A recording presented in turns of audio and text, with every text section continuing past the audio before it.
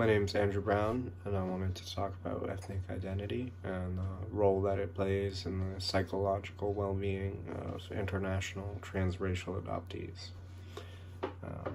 Ethnic identity is defined as one's sense of belonging to an ethnic group and the part of one's thinking, perceptions, feelings, and behavior that is due to ethnic group membership.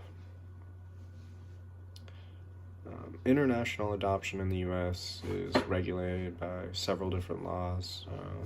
These were based off the Guide for Good Practice, which is created by an international convention.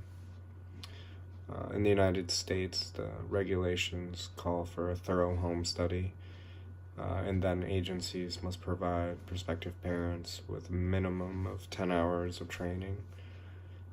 That training has to cover topics of the adoption process, such as developmental risk factors, attachment disorders, or anything that would pertain to a specific child that the parents might be looking at. Cultural and ethnic identity aren't mentioned specifically in any law, so any training in these areas is left up to the discretion of the individual agency.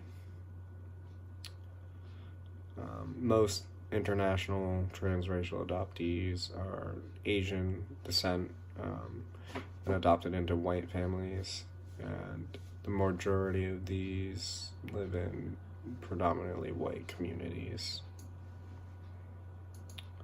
So the development of an ethnic identity is pretty difficult. It relies heavily on socialization contexts, such as families, peers, community, and host culture. One study examined 100 internationally adopted Asian adolescents and young adults that were placed with white parents in the United States.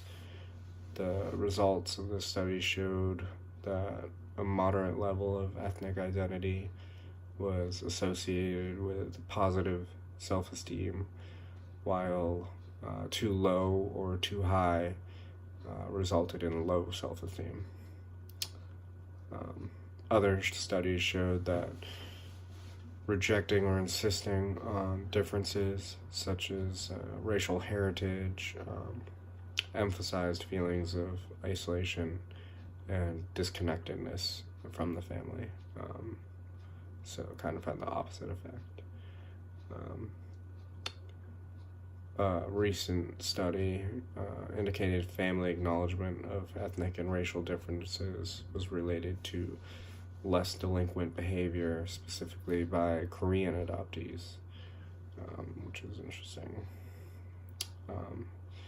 Unfortunately, most studies on international transracial adoptees are adapted from scales that were originally used on minorities and immigrants, but the experience of an adoptee that has to navigate both ethnic and adoptive identities may not fit into the scales per se, so it's generally agreed that more research is required to gain a better understanding of the role in ethnic identity and its place and guidelines for international adoption.